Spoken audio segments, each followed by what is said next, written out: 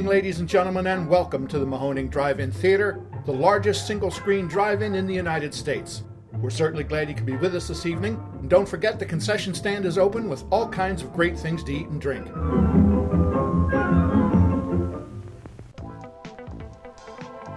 All right, 89.3 Mahoning Drive-In Radio, your old friend Virgil back with my co-host Mark. Say hello, Mark. Hello, Mark. But we have a very, very special episode for you guys because we have two extra special guests in the room who I consider to be part of the Mahoning family and really Mahoning Uber fans. So, fellas, say hello. We got Carl in the house. Yeah.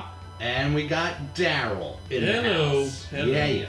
So why don't you guys tell the audience what makes you such Mahoning fans? I'll start with Darryl because he's got a really good story from this season. And a mouthful of beverage. Yes. Wait, where do I start? Are you talking about the 100th movie? That's definitely a good signifier of how big a fan you are. Yeah, so what was that, back in April? I think I hit 100 movies, total movies seen at the Mahoning going back to 2015. Amazing. Now, I have a drive similar to what Mark used to have, so I'm talking 3.5 hour drive one way. Yeah. So it wasn't easy to hit those 100 movies. One year, in fact, my job was so crazy, I only got here twice. Yeah. And saw 4 movies. But I got that 100, Yeah. and I celebrated in style here. You guys were totally into it. I said, I've been tracking my movies on Letterboxd. I think I'm hitting 100. I'm like, what if I write a sign and then do a pick and maybe get a little something started where there's like sort of a challenge. Yeah. How many movies have you seen? Yeah. And so that was a lot of fun. You guys embraced it, and we did a little celebratory photo op. And also, Mark brought the Orangeette. Which I think should come back here and be served. Yeah, which is a story itself. Well, Darryl was always a fan of Orangeette, which was this budget Walmart orange soda that Matt used to buy. Yes. And when we didn't have it, Darryl would always ask about it. And I was never sure if it was jokingly or if it was out of the desperate pining for budget orange cola. And it's been a running gag for years now since we haven't had Orangeette. And I thought, what better way to celebrate the man and the milestone than a 1 to 2 liter bottle of Orangeette. There it is, the way to anybody's heart. Presented as though it was roses to Miss America. It was. Well, that was a great night, and the thing I loved about that sign is that you had stats on the back. How many miles you drove. This is true. How many flats you've had. How many car repair. It's like... Speeding tickets, 1. Yes! Like, stuff like that, as Mark can attest to, is like, that's the commitment level to a Mahoning fan. It's not convenient for many people to get to, but when you have people who drive hours upon hours to be here with their people, it speaks so much to what we do. Do you recall what your first Mahoning show was? What finally got you... For a lot of people... What hooked your heart?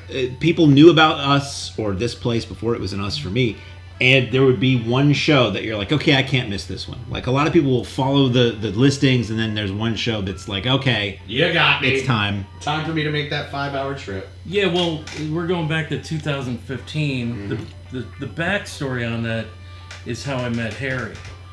I befriended a local film programmer, Paul Kazee, maybe 15 years ago. Mm-hmm. Right? And then we started going on little road trips. I had gone on road trips before to concerts all over the Northeast, so I have many years of road trips. Road trips to see movies in a theater or a drive-in was a little different. I had to get over that, I've seen that movie, why would I want to drive 2 hours, 4 hours, 8 hours to see a movie in the drive-in? Right. So we do end up there, but it was Harry. Harry was doing all these shows, and he eventually helped out with a show that I was helping out with, Paul, the Dead Till Dawn show. Yes. So we would go wherever Harry was going. So we went to the Exhumed shows in Philly, April Ghouls out at the Riverside, right. which was an 8-hour drive. So it was a natural when we heard Harry's doing films down at this drive-in. It's only 3.5 hours. Oh, we're there. So That's easy. Right? So the first Zombie Fest, we came just for the Sunday, the last night of Zombie Fest, the first one. Because we hadn't seen those movies, whereas the night 1 and 2, we had seen some of those. So we're like, let's go for the... And I think that might have been the first time I met Mark. It was definitely 2015 when we met up. I think I knew Paul briefly from seeing him at the Riverside Monsterama shows and attending Dead Till Dawn. So it may have actually been here. Yeah, he may have introduced me to you at the time. And you had a fun story, too, that you've told. Well, not fun at the time, of the amazing trip you took down and back and having to, like, get an infinitesimally small amount of sleep before going to work the next day. Oh, yeah. I mean, we're talking about a couple years in now. Now that the bug bit me, I found my people. I think it was like, the third or fourth year in. That year I only came twice down to the Mahoning because of my job. The hours were terrible. And I said, I can't go an entire summer without going to the Mahoning. So I said, oh, screw it. I'm just going to go. And then I'll, after work the next day, I didn't call out. I actually drove down the 3.5 hours. I don't recall what the show was. I know one was double feature Kubrick. Yes. And what was Clockwork Orange in 2001. Yeah, that one. So I did it twice great. that summer. I actually, after the movies, drove to work. So I had the 3.5 hours home after the last movie. Directly to work. Directly to work. Oof. And then I drove as the sun's coming up because I would work 6 a.m.s on a Sunday. So I'd literally drive by my house, go to work, change my shirt, drag my ass through the day, and I did it twice. It was brutal, but I couldn't go a summer without the Mahoning. That commitment. Yeah. And that again, that commitment level is what it means to be a Mahoning fan. You have to make a point to be here, make some crazy changes to your life and your schedule to make this happen. But let's jump over to Carl. So Carl is a huge part of the Mahoning family. Not only does he help us with projects on the lot, is he a resident DJ? He's a regular volunteer, as Darryl is. But what is your intro to the Mahoning? How did you fall in love with the Mahoning? Because I literally consider you one of those staple faces. If you are not here, it's not a Mahoning show. No. Well, oddly enough, I met Darryl turned me on to the Mahoning. Crazy. I met Darryl at the Alamo Draft House in Yonkers. Him and Paul were handing out flyers for their Cooksaki show, the Dead Till Dawn show. And I started going to that show. And then in passing, Darryl said, there's this place in Pennsylvania that plays all 35. And I was like, get out of here. I said, where is this? And then he told me about it. And he said they're actually having this big show on Memorial Day weekend. It's called Zombie Fest, and it was Zombie Fest 2. Amazing. And I was like, I got to get down there. I got to do this. So I did it. I came. Zombie Fest 2 was my first show, and I had an absolute blast. As everyone knows, I don't like a lot of stuff. Carl hates and I If you've ever been to what we call the spoiler stall in the men's room, it's filled with graffiti, mostly spoilers for movies that started organically, but then at some point somebody just scrawled, Carl hates everything. And I said this once, I'll say it 1,000 times. You've made it in life when your name hits the bathroom mirror. Facts. Yeah. By the way, that has been updated. The Yeah? Carl hates the world except for Stray cats. Stray cats. Someone added that one, which is true. He's a fan of Brian Setzer's. That's what I thought at first, and I'm like, no, it's a lot, cats. Yeah. We get a little kitty out here. But yeah, Zombie Fest 2 was my first show. I was hooked immediately. I believe the next show I came to after, there was a few shows I missed because work, time, life, all that nonsense. And I came back for the first Romero weekend. Yes. And that played to like an audience of like maybe 30 people at the time, if I'm not mistaken, Mark. Do you remember what the films were? Yes, I do. It was 2 movies, 2 nights. Yep. It was, help me out, Darryl. Night of the Living Dead, Yep. followed by Was it the Crazies? the Crazies. Yes. Night Night 2 Riders. was Night Riders Yes. and Day, right? Day of the Dead. Day of the I Dead. think that's it. And that was also the first time I met the drum boys too. Crazy. That first night at Romero weekend, and it was me and Darryl were like, Darryl was the only person I knew here. Yeah. And then the drum boys just came over and said, "Hey," as you know, because I've experienced this when I used to go to concerts a lot too. You start going to enough shows, you become a familiar face. Just people just come up to you and say, "Hey," and that's how you make friends. And like I'm like way out of my comfort zone. I'm not really a real sociable person. You never think so because you can hear me screaming and yelling all over the lot constantly to this day. If especially you're the ever puppies here, and- if you're ever here, and we run the famous and popular Puppies and Kitties reel, and you hear some maniac scream "Puppies and Kitties," and bunny kicks, that would be Carl. that would be me. You'll know. He's also part of the Rico's patrol. Oh yeah. Oh, yeah. Rico hits the Rico's screen. love. Yeah. Also, if you've never been, Rico's Nachos, we feature a vintage, I think 1980. We're going to get to the bottom of this, but I think it's 1980 on-screen ad commercial for Rico's Nachos. It has become beyond a cult Legend. thing here, Yes. where people cheer and they scream. Carl particularly screams the word Rico, and people love it. And we're close with the Rico's Corporation. Anyway, please continue.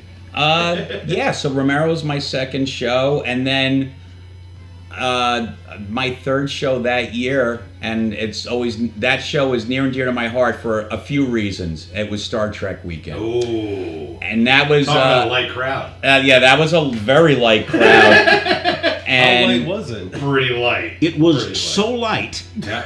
it put mustard on its blank. little Gene Rayburn action going. Would you There like go. to tell the listeners about how the evening ended and your personal story with that about Star Trek weekend? Because we showed it 4 films over 2 nights. No. Right? It was 6 films. Was it over- 6 films. 6 over It was 6. the 6th, Okay. 3 and 3. Okay. And they were a long 3. The night one was Star Trek 1, 2, and 3. Amazing. Enterprise porn for motion picture. My love for motion picture, even though everyone poo-poos it, is out the door. Yeah. It's deep and out the door. First time I saw that, a friend had it on Laserdisc. We watched it, and I'm like, "Are they ever going to get to the ship? It's approaching. It's approaching. It's approaching. It's approaching." I get it now that it's fans who had grown up with the show are getting to see this on the big screen, looking Yeah. more real than ever, and you're soaking up and drooling over every inch of that ship.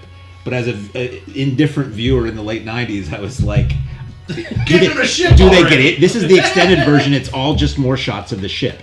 Anyway, you were saying. Yeah. Night 2 was Star Trek 4, 5, and for some reason you guys couldn't get a print of 6, so We you had snuck in Nemesis. I think, Nemesis. Yeah.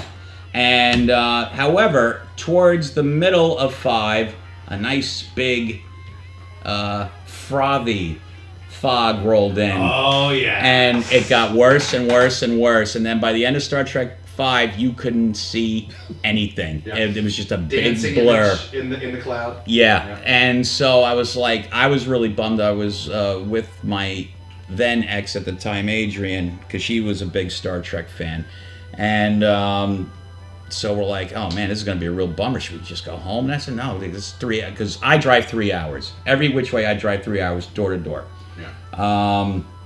So, but then it was Matt and Corey. Corey And I was knocked there. on my window. Mark was there too. Knocked on my window. I rolled my window down. I'm like, what's up, guys? And they're like, hey, if you guys want, being that this is like a total fog fest, we're going to play Star Trek 6 on VHS in the concession stand. Yes. If you guys want to come in, just bring your chairs. And we're like, okay. This is a unique. So I'm play. like, and I was so touched by that gesture, because you guys didn't have to come over here and bang on my way. You can Sure. let me suffer and watch a blurry movie in the fog. Oh, yeah. I mean, Jeff was running it no matter what, because that's Jeff.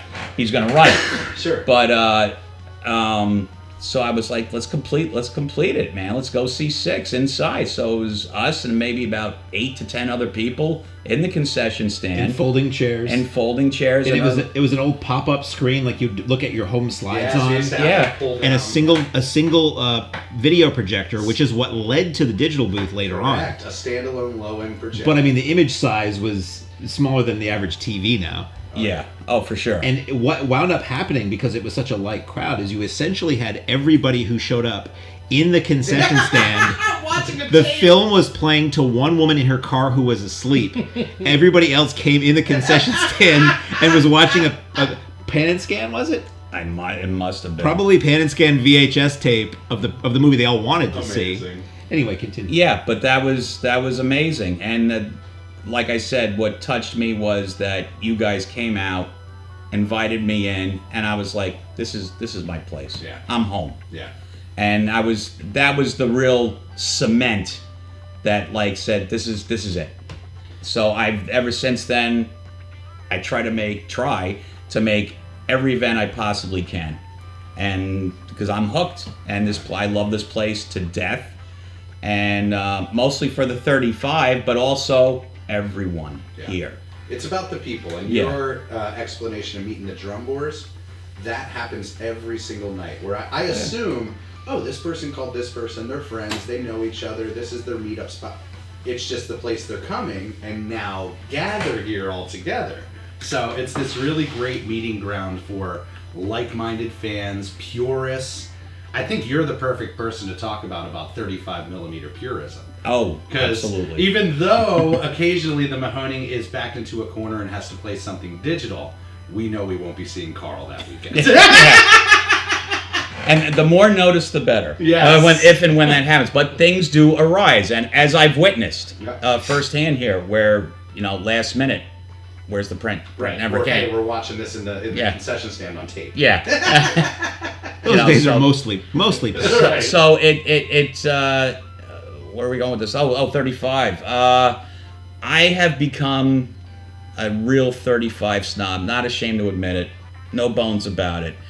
If I'm going to a theater, any theater, if it's not film, I'd rather not go, because I don't feel like spending the money. I mean, this is my personal take. Everyone can say, oh, but it's the camaraderie and it's the audience. No, I'm there for the movies. Right. I'm here to hang out also beforehand and after.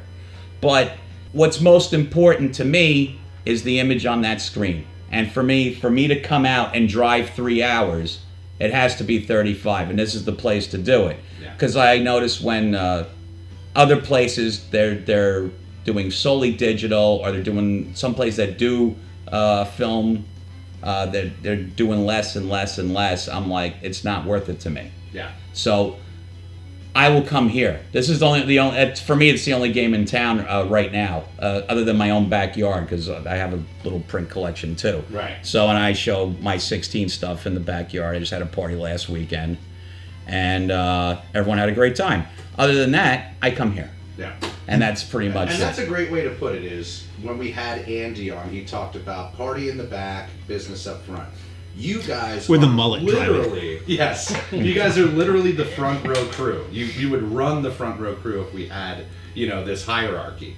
But the people in the front row are dedicated to that film. They are watching that film. They are serious about that film. And it's one of those things where you have multiple dynamics on any night. Last night's a great example. So we were all watching Terminator together. Everybody has been waiting for this print to come up on screen.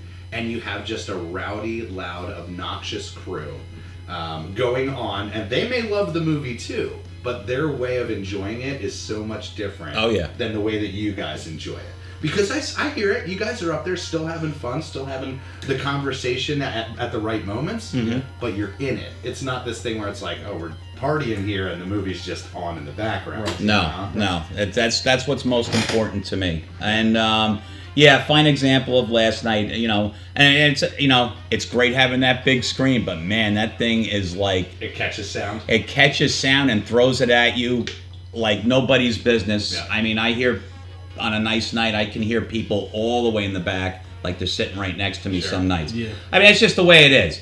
But yeah, last night was a little too rowdy for my taste, and I'm usually the guy that tells everyone to shut up or shut your headlights off or don't drive on the lawn. That was another one. I caught a guy doing that. Stay off the grass. Stay off the grass. Yeah, I'm the old man yelling at the cloud. I love it. And because I care about the place too. Like I'll even I pick up my own cigarette butts because I care about this place so much. I carry my own ashtray around, and and I'm big on garbage around here because I put it away like everybody else and picked it up. And then even when I wasn't volunteering, some days I come here and there's trash everywhere, and I'm like, you jerks, bastards, you bastards. I don't know what the level of. No, it's true. You can always tell the first timers or the people who don't get the culture we're building here. But that's a great point. Is coming from a first run theater situation, they'll trash a theater and not even think about it. Where here, you get so much respect and people thinking about that as a foresight to be like, I'm going to bring an extra trash bag. Or they don't do it, then they get shamed by Carl. Yeah. Then they remember the next time. Oh, especially if I'm DJing that night, because I started doing this a few shows ago, where I was DJing, and I was like, you know what? I've had it because I see what the guys on the lot do now, and the hell they go through to pick up everyone's trash. Oh yeah. From all over this big lot, and like I said, I've done it. You've done it. Mark's done. We've all done it. And I was like, I got to get on the air. I got to say something. I mean, I first mentioned it in Facebook, and Beth from the concession stand was like, "Do it. I will give people bags if you announce that." And I started doing it, and I'm going to continue to do it because, I want to see this place do well. I don't want to see it based. I want to see shit on. Yeah. And I just like people just take care of the place. You love it so much like we do. You love coming here. Right. Just pick up after yourselves. I don't mean to turn this into a big environmental thing, but it's just one of the things that grinds my gears. Well, that's a nice segue into the radio setup for you. Again, you've become a staple here. We have several staples that are on the air on a regular basis, but for a Harry Exhumed weekend, you can expect to hear Carl, you can expect to hear Mike, but taking the radio show to the next level and being that informative voice in people's ear, it goes a long way. I took a note from you as far as always making a point to tell people about headlights. Every night I have to have the lot crew do a sweep as soon as the movies start to find those people that inevitably don't know how to turn off their driving lights. So the radio show is a really great opportunity for us to be like, hey, here's some things to actually know instead of getting, your entertainment of music. Here's these bits of information that are important to know about the night, the specials, the offerings, whatever. And I think that's elevated what we do here in such a big way. People expect it now to be like, I'm coming early to get that pre-show radio show, It's part of what we do. Yeah, I've like heard people in passing, "Oh, you're DJing tonight. Oh, awesome. I'm excited." I love it. And I've even heard people saying on their ride in, they're seeing if they can catch it at the right moment, like getting near Walmart, they turn it in. And they knew I was DJing based on what I was playing. The selections, yeah. Totally. And then they're like, "That's got to be Carl. That's got to be Carl." And then I come on, and they're like, "Oh yeah, that was Carl." Well, how did that start for you? Well, I used to DJ in college, in community college, where I started taking communications classes. I really wanted to be in film, and I took communications classes first. Sounds very familiar. Yeah. And, they got me in on radio. And I've always been a student and a fan of radio from being a little kid. Same. And broadcasters and how people speak and all that, that's always top tier to me, is like enunciation and all that other stuff. Even though I don't sound like it because I'm from New York, the accent creeps in every once in a blue moon. And then I did it there. And then when I eventually got into film school at SUNY Purchase, I jumped in on radio there. They kicked me out, by the way, because it was a little too clicky for my taste, and they didn't like me playing Cecil Taylor in like 3 a.m. That's basically it. I told this big story to Mark about my whole time in radio there, and then I just got disgusted with it. I said, well, I'm here to make films, at the time, and I was like, I just want to focus on that, and to hell with the radio. I was just doing it for fun, right? And because I love music, sure. And then I see, before this wasn't even here. This the DJ setup, Right. and then all of a sudden Jeff had this in here, and I was like, holy cow! I said, I haven't seen one of these boards with the booth and the turntable. I haven't seen that since community college and college takes you radio. back. Oh my God! And then I saw you on it, and then eventually I saw Mike Evans on it. And Mike Evans, to me, I hold him up here in broadcast tiers, Right. Yeah. because he's done it for 25 He's a years. pro, right. He's a total pro, and I just love listening to him. And I was like, wow, I wonder if I can do that. I actually mentioned to you, I was like, I wonder if I could do that. And you're like, "Here, just put your name on the calendar, Check pick a out the day." calendar, yeah. And my first day doing it, and I did it, and my first day doing it, I was sweating like nobody's business. I mean, you can ask Tracy how nervous I was Oh, yeah. when I first did it. I was like practicing in the hotel room. Oh, yeah. I was like, I started doing all the voice exercise. I was like, I have to drink hot beverages all day to keep my throat okay. I was doing the whole thing. Yeah. I was that nervous because I haven't been on air at that time in over 25 years. Right. And then at first I was rusty as hell. I was like, but I remembered how to queue up records. All of my training just came back like riding a Training bike. wheels, yeah. The on-air stuff, not so much. It took some time to get back to where Madman Carl. Yeah, Madman Carl, where I'm comfortable. And then because I know Jeff was in broadcasting and on radio for many, many years. And I kept looking over to him like, Is this okay? what am I doing wrong? Right. And then he gave me the nods, and he says, you're getting better as time went on. During that set, that first initial set. And then me and him just go back and forth between me playing records. We're talking about music and this and that. Oh, do you have that 45? When did you get that 40? Where did you get it? Da, da, da. Oh, yeah. And we're just talking about records and music, and I'm just having a blast in here. Yeah. And I love doing it. And then it just, I guess, blossomed, so to speak, to where I'm requested, I guess. It's a great extension of the experience, and I love the fact that Mark says it all the time. It's a way for us to get to know other people's tastes, where you hear these different collections or tastes and genres of music, the stories people tell, those interstitial things. I've always recorded them as long as we had the means and we brought in the extra microphone. That's all stuff that's beautiful, like Prosperity, where we can listen to that years from now and be like, remember that Planet of the Apes show? I have the DJ set from that, or Oh, wow. whatever it is, But that's what we started doing with all the guest DJs now, too, because we're like, this is like really a legitimate, fun show that, it's great to capture and possibly put it out there to the world eventually. Oh, that's great. But let's talk about your guys' together trips to the Mahoning. You guys definitely have become close as far as your Mahoning camaraderie. But the thing that I always see online is your infamous breakfast trips. Why don't you talk about your regular meeting spot? In the Boulevard Diner. The Boulevard. On every day except, Monday mornings? Except Mondays. Right. We try to give love to the Beacon Damn right. because Chris loves this place too. Yeah. And we love her. And we love Rick. And Yep. I keep forgetting his name. I'm Yeah. sorry. Sorry, Rick. So we try to spread the love, but the Boulevard is basically, our opinions, our jam. Right. So we usually meet up there for breakfast, and we come up with we just talk about stuff, mostly Shoot the movies shit. and music, Of Right, course. right. and because that's basically our mainstays of interest, and we developed into doing top 5 lists, but that actually didn't develop at the Boulevard. That developed in my house when I was Yeah. recovering Yep. from gallbladder surgery. Crazy! I didn't know that. Darryl came to my house and spent almost a week with me. Yeah. And Tracy at the time, and we just started.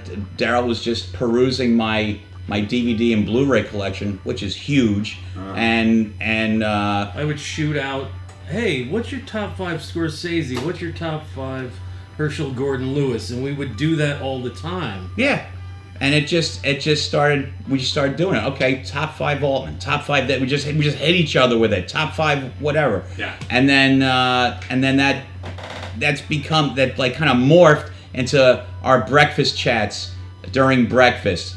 got to come up with a top 5 list for breakfast, and sometimes he forgets, sometimes I forget, and then but Darryl's lately has been like making note of what we said because I can't remember yesterday for half the time anymore. I feel it. So, but because it always changes, and it's not like that's it and that's all. The hell with yous all. But it's just an opinion. It's a taste. It's a thing. And then we post it on the Facebook.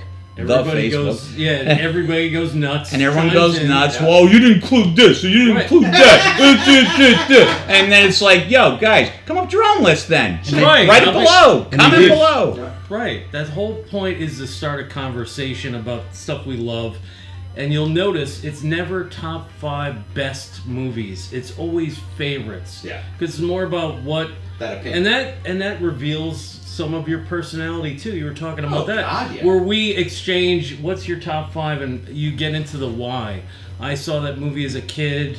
I stayed up late, whatever it was. connection. And it brings the stories out. Yeah. And it just brings you closer. And it's fun on Facebook, obviously, where people chime in. It's caught people's heart. I gotta say, like, I look forward to it whenever you guys are Right. here. I'm like, I hope they're doing a breakfast run because I want to see what their top 5 is.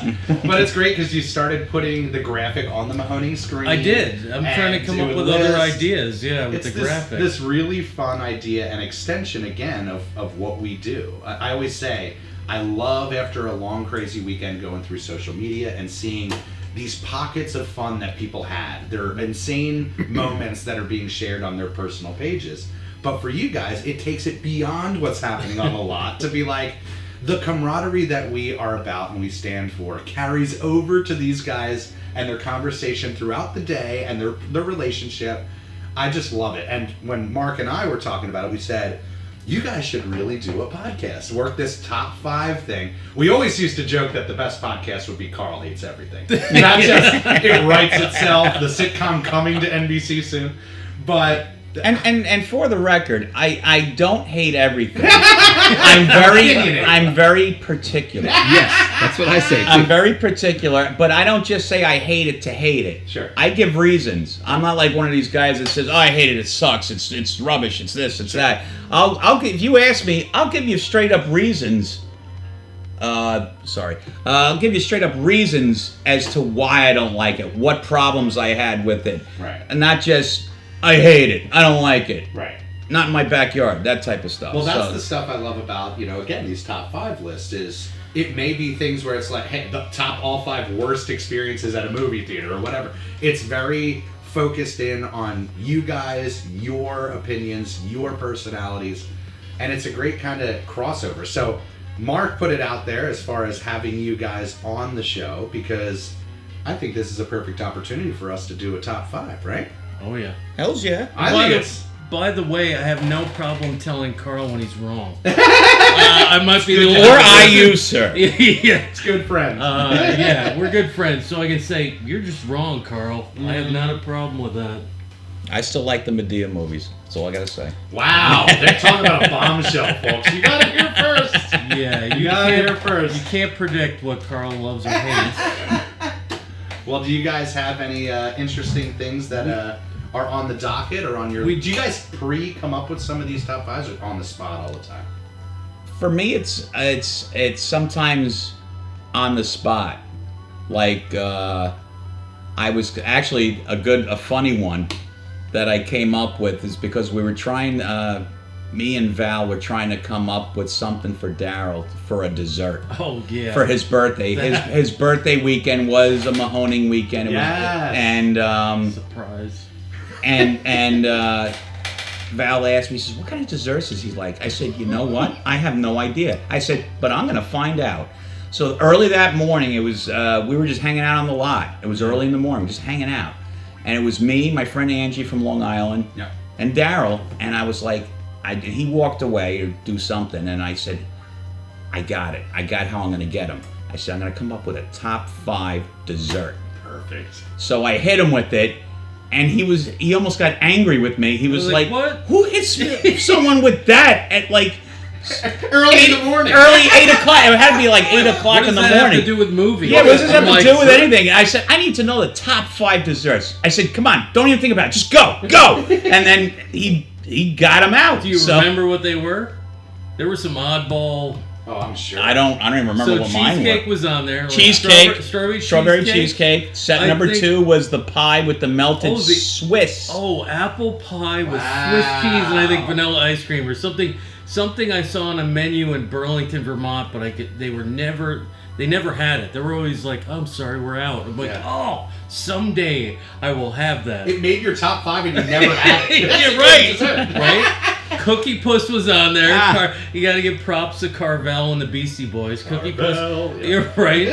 I'm trying to think what the other 2 were because it was tough. I'm like desserts. I'm not a dessert That's guy. a unique one. And what then, am I saying?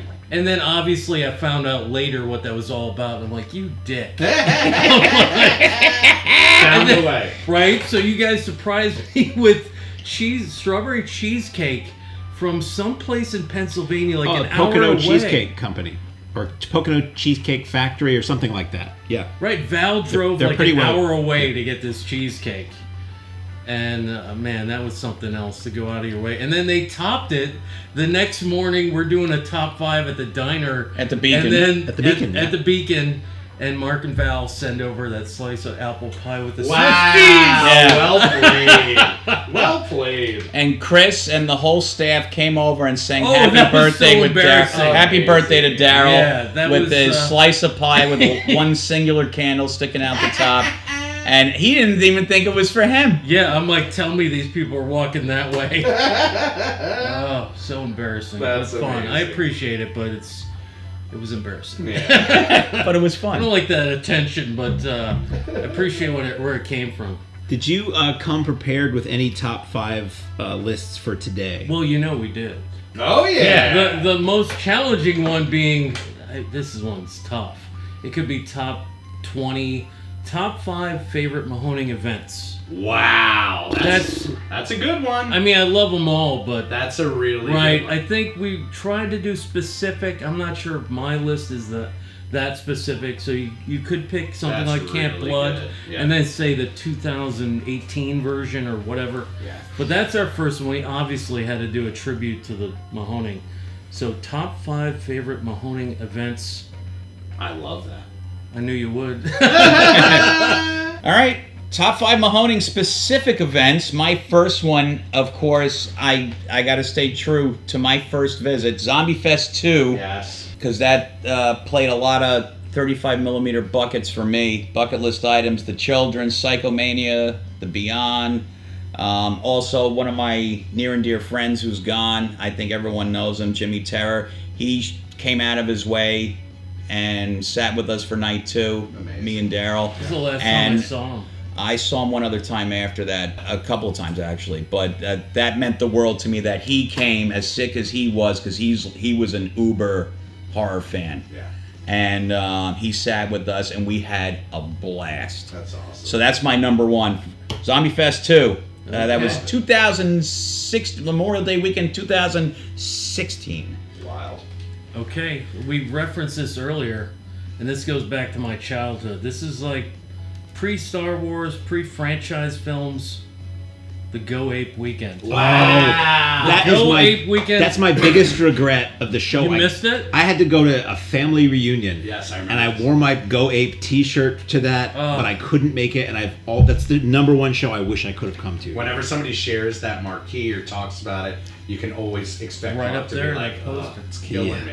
Yeah. Well, Go Ape is right to come back. That was 20. That's cool. That must have been 2015. 2015, it is. It's the first That summer was I year came 1. here. That Yeah. was year 1. I went for year 1. I got to pick one.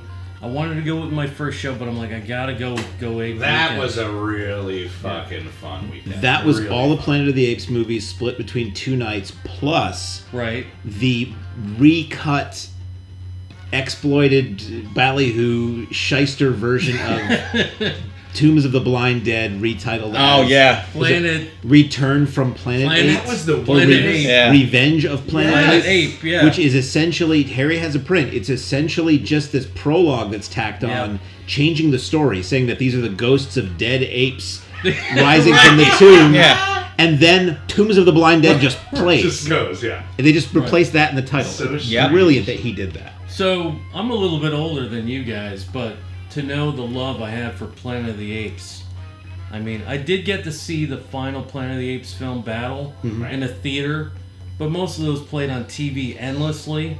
And the toys, I think that was the first movie that really had toys and stuff.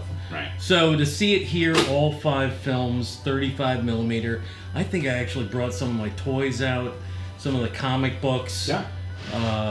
That was great. Again, I'm glad to hear it's right for It's right another there. play. That's what we always show. There's certain events that we say we could do these every other year. Right. But because we're limited on the weekends that we have, that one has gone now 6 years since we've done it. So it's like, I think it's more than time to go ape again. Yeah. You know? Oh, hell yeah. Okay. I'll be here. I'll be here. Especially this if time. Mark missed it. Yeah. So. Let me know so I can take off. Number 2, already mentioned before, but I'll say it again. Star Trek weekend. That was July 8th and 9th of 2016. I think that is ripe for a comeback. That's true. I was just fantastic. And of course, near and dear to my heart, Corey and Matt coming over to me and inviting me inside, which like totally broke my heart. Welcome to In a the good family. way. Totally. Yeah, exactly. Yeah. Exactly. So that's my number 2. That's And I have to mention that the idea of coming into the snack bar or the projection booth and just, come on in, let's watch a movie. That doesn't happen anywhere else. No. Could you imagine a first-run theater or indoor theater coming down to the seats and saying, "You guys want to come back to the, Right. to the break room Right. and whatever it is, I mean, hang in the lobby with us." I even mentioned to you recently, driving by me, how challenging it was to get someone to ask someone to turn their headlights off. And I had already asked them nicely. And then I went to the ticket booth. They said, go to the snack bar. And then they said, maybe you should call the phone number. I'm like, what? Call the number. I'm here now. Right. I'm like, talking to you. This would never have to happen at the Mahoning. Yeah, presentation is everything. And Right. believe me, like we've heard those complaints about the headlights, the loud people, the stuff like that. We try to hit all those things right before we get to screen. We do that sweep. We make sure that the presentation is going to be as clean as possible. But, they come from everywhere. Oh, yeah. And you guys are really nice about it, too. Sure. It's not like... Yeah, it's not like you're being Nazis about it, right? Get out of here. Get out. Get out, you. Although pesky kids. we have joked about sending Carl around with a bat. When it gets real bad. I was repeat one offenders. night this season. It was so bad, and It's always the same guy. I want. It was more than one person. Right. It was like here. It was there. It was here. It was everywhere. But they And I repeat. was like, and I said, I swear to God, next time I'm coming with a baseball bat, I'm just going to walk around the lot and just start smashing headlights. Even though I'm sure that's frowned upon these days. Old Carl 15 years, 20 years ago would have had no problem doing that. But I'm an older guy now, and that's kind of... Yeah, but Like I Star said, Trek frowned upon. definitely is in that category as well. Where Oh, please. that was before we hit that fandom level. People were still discovering us. Now that would crush. I think that would totally...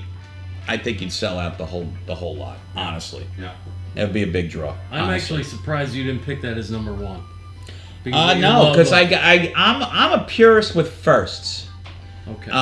Especially first films. Remember we did that sequel top 5. Yeah. So I got to go with my first time, my first exposure to this place, Gotcha. and my initial swoon, if you will, over everything. Right. And I was just like, Well, that's how I was with Go Ape Weekend. Yeah. Star Trek was, the Steal Planet my of the Apes cinematic movie. heart. Right. Yeah.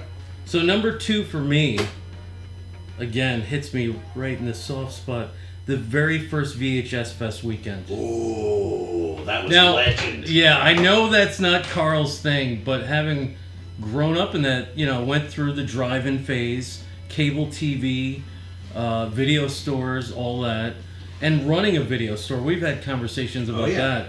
Man, there was nothing quite like when the rain hit and everyone rushed out to the video store and you're calling for help. I need backup. I need more people. It's raining out. Everybody's trying to rent movies.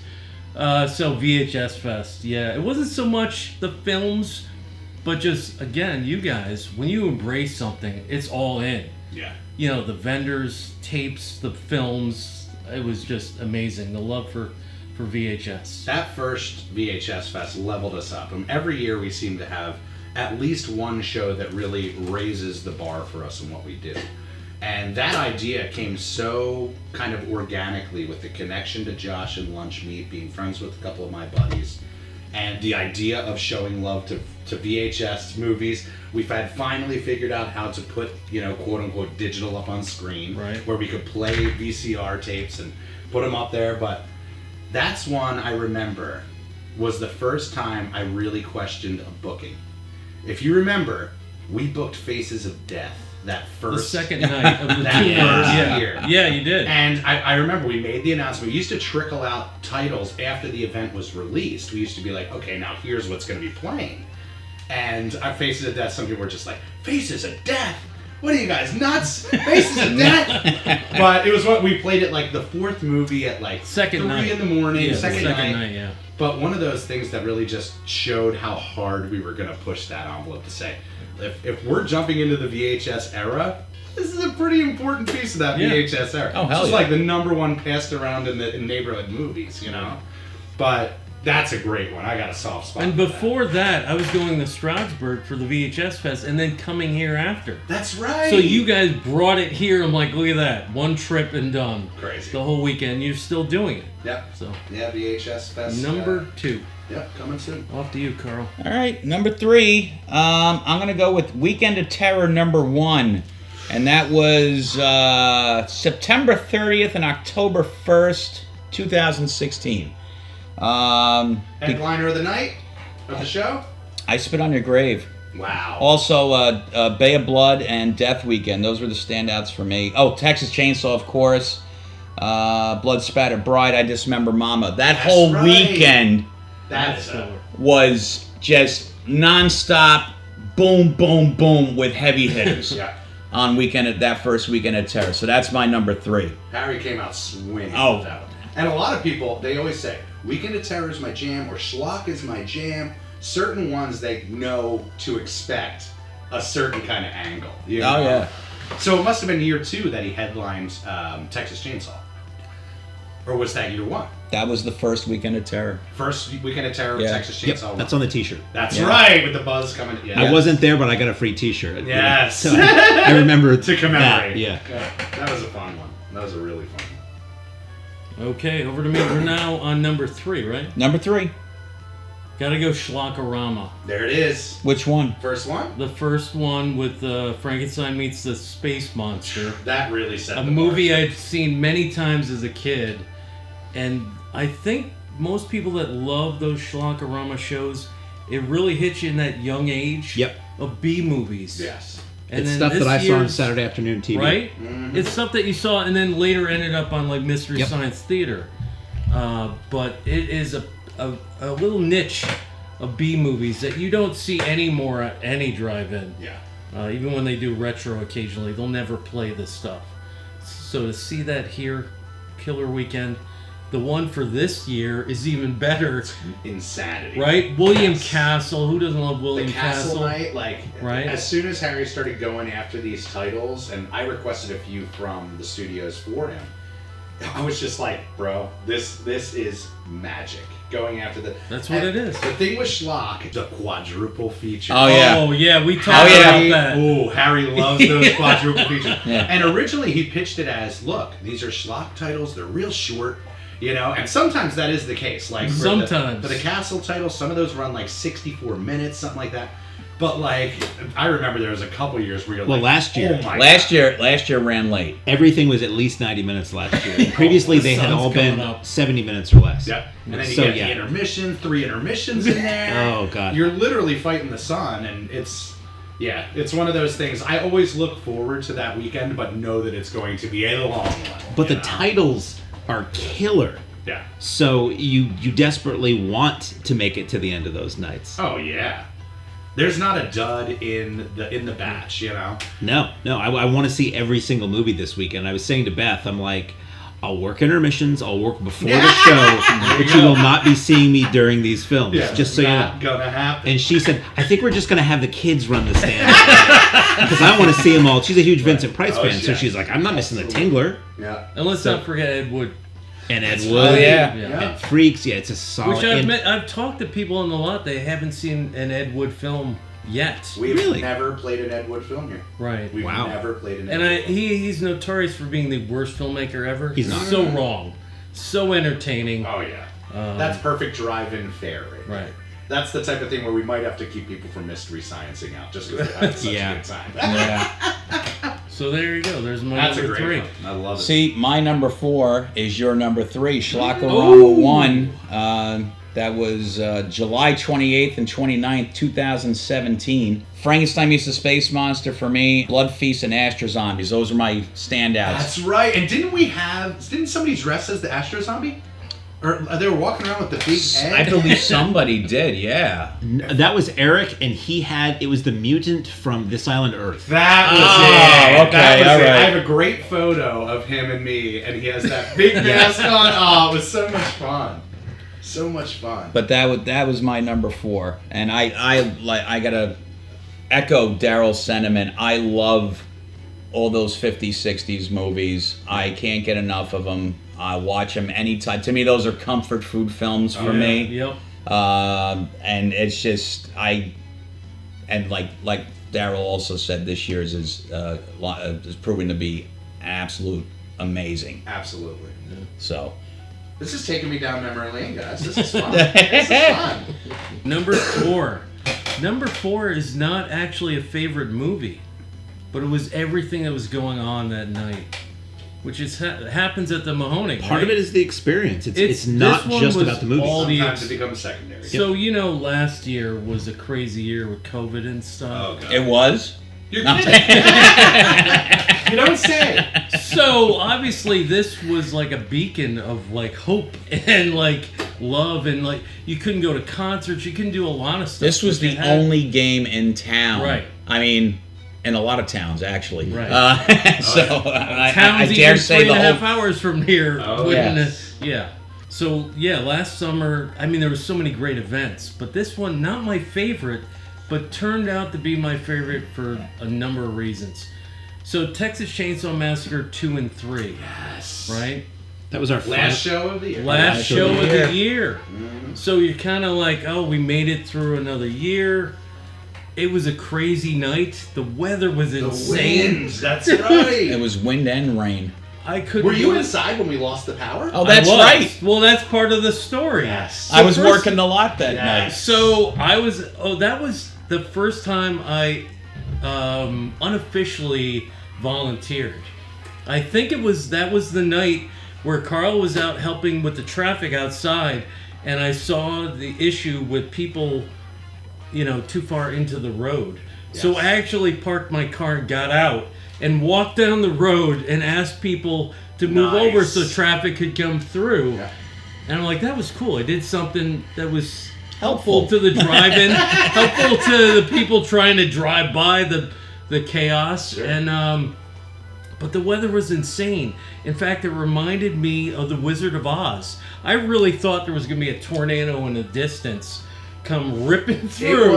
It was scary. Like, no Right? joke. The We wind. had. Do you remember the line? So Yes. we had. Oh yeah. The stand was closed all year last year, but we decided because the weather was terrible that night and it's our last show, let's open up the stand, let's put Bill Moseley inside, we'll have the line work its way outside, which sure enough it did, but it wrapped around and sat right in front of the merch tent. This wind was whipping and the tent was bending. I was like, people are risking their lives to come and see Bill Moseley tonight, But yeah, that was a scary one. That's what made the night. The fact that everybody in line was still having fun, didn't care. When we're inside, the power was going out. Flickering. Bill Moseley was totally chill with it. He wasn't flipping out. He's like, whatever, we'll have fun. It was just that, holy shit, this could be the end of the world tonight, but we're having fun. But so we're it didn't in even. our place. Yeah, and we've often joked about, the diehards, it's almost like if the projectors didn't work, get a flashlight, we'll do hand puppets on the Right. screen. Yeah. It's We'll about still have a great time. right. It's about the hangout. Yeah. You don't get that at every drive-in. You might No. get some retro features. They might be digital, even if Carl hates that. But you don't get that hang. That like, let's get there early so we can chat. we made some friends a few weeks ago at a Patreon screening. That's right. Yeah. Right? So we're like, what are their names? We got to remember them. I've seen them before. Let's Us bring old them guys, we into the- can't remember Right? jack about people's Bring them names. into the group. So that's number 4, Texas Chainsaw Massacre 2 and 3, the last show of last year for all those reasons. Not really so much the movies, but just the experience and the fact that it seemed like it was the end of the world, but we're still having fun. Yeah, that's true. As REM would say. I feel fine. Right? That's a great one. All right, final number 5 for me. Real Weird Weekend number 1. That was August 31st, September 1st, and September 2nd, 2018. The standouts for me, Hausu and Zardoz. Yes. Oh yeah. Zardoz is there's certain people that know me close. Now everyone's gonna know. Certain movies turn on the waterworks for me. Yeah, And Zardoz is one? Zardoz is one. That's amazing. I didn't even know that. Yeah, That's incredible. The end of Zardoz when me that cry? Beethoven score comes. I think it was Symphony Number 7, if I'm not mistaken.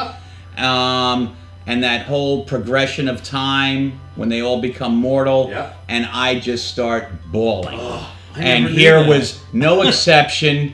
Everyone was making fun of me in the front row. So, are you crying? No, man, you're crying. And I said, yeah, I'm crying. So what? I'm crying. That's one of the movies that makes me cry. So seeing that on 35... With Hausu, was that the same night? I think it was the second... Separate? Yeah, separate nights. so But still, Hausu on the first night for me, Zardoz on the second for me. good. And I was just like, you know. Yeah, in cinema heaven. Yeah, cinema heaven. Another bucket list item for me achieved with Zardoz. Checked off. Because that's one of my all-time favorites. I love that. By the way, we have done a top 5 movies that make you cry, and I Ooh. don't remember the Zardoz. It's in there. Was it? It's of up there. course. Oh. Now I know it. So.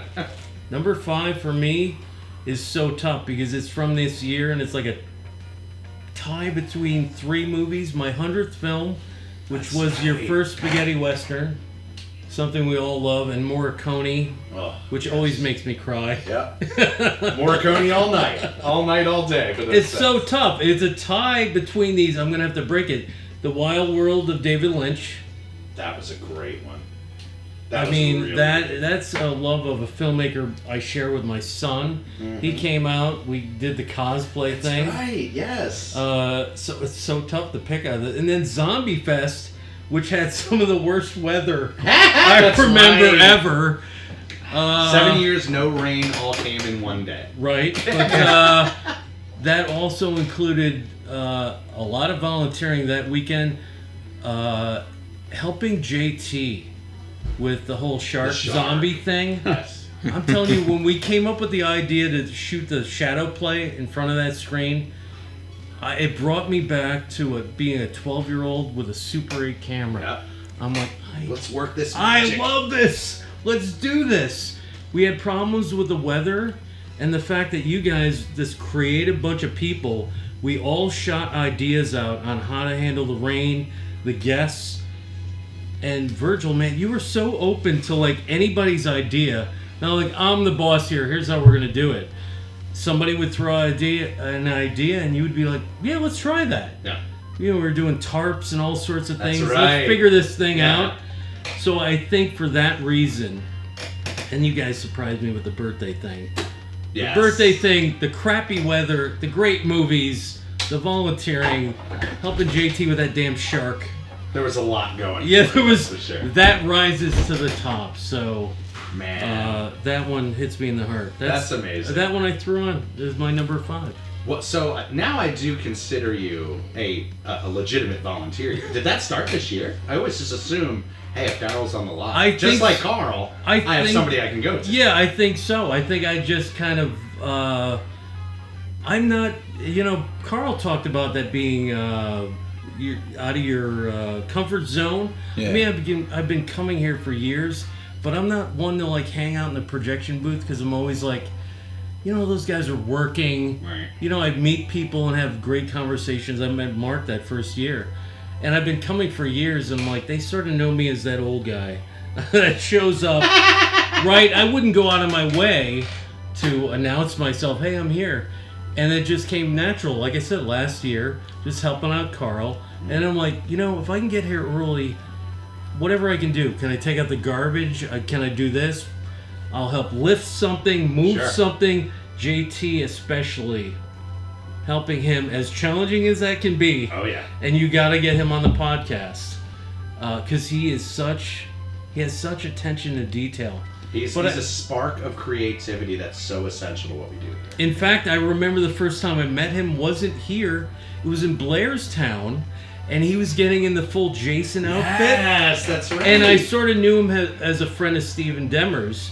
And I was helping with his makeup, and then we went through town, and he was scaring people and getting photo ops with all the good-looking girls. Yeah, pull up the machete. That was the first time I met him. Yeah. So, and I helped him last night with some barrels. I don't know. So, it's unofficial, official.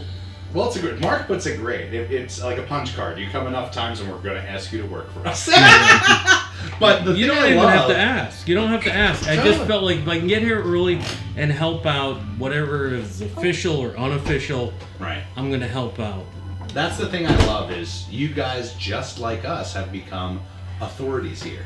People come in and they're brand new to not just the Mahoning, but a drive-in in general.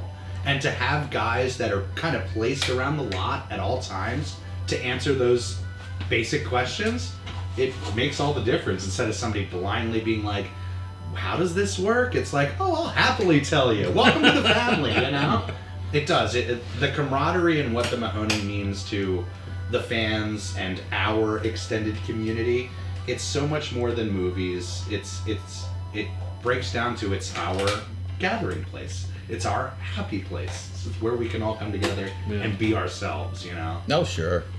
And I think Carl said it about the things that you love. You want to see it succeed and thrive. Because a lot of what we loved is now gone. Video stars aren't around. Oh, yeah. A lot of drive-ins have closed. So you want to help that thing thrive, and the Patreon thing helps. Yeah. And then just, Well, that's the biggest challenge of this whole thing, I've said it to Mark that we are in a state of the worst scenario could happen to us. Literally the worst scenario, but because of what we have built, what we have garnished over the last couple of years, there is a spiritual energy around what the Mahoning is that it's almost infamous, or it's almost invincible, to have that type of love and that type of dig into people's hearts. I think it will be, forever our mainstay calling card, Oh, yeah.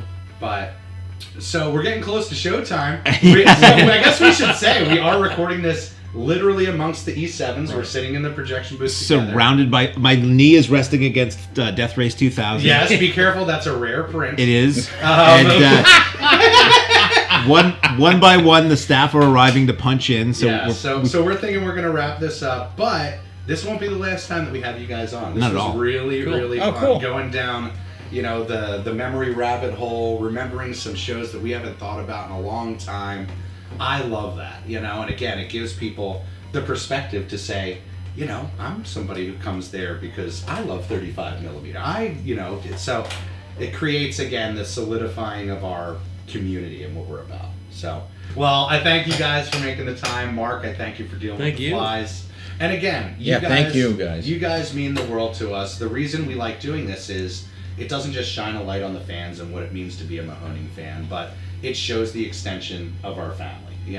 This isn't just the core couple people running the business. It takes a literal army of people and support to have the Mahoning be what it is. So we love you guys. Well, we love you. You're the best. We're gonna have a great time tonight. It's going to be a great time tonight. And again, if you guys are loving what you're hearing, support the Patreon. The guys will tell you the Patreon screenings are like religious experiences here. You don't only get Mark on the mic, you don't only get rare clips from the Marchives, but you get some choice titles too. And the waterbed commercial. Oh. You won't see anywhere that has become legend. That is something I own. And it is a Patreon exclusive. You will not see that anywhere else. You won't. and you will not see it at any Mahoning show that it's not a Patriot. No It's matter, worth no matter your how time. much I've been begging. Nope. No, It's no, worth your time just to be here to see the waterbed trailer. Pretty much, yeah. Such a strange thing, you know, like that played in theaters at one point. That was an Just- ad for a Chicago waterbed company that probably played in local theaters. Yeah. Back pimping in waterbeds. the late 70s, early 80s. Yeah. It could be the next Ricos. I think Oh, it really- maybe one of the greatest clips of 35 I've ever seen.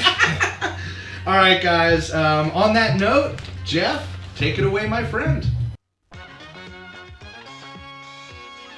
Ladies and gentlemen, thanks again for coming out tonight to the Mahoning Drive-In Theater. We hope you'll come back and see us again real soon. The exit is on the right-hand side of the screen at the front of the field, and most importantly, have a very safe trip home. Good night and God bless you.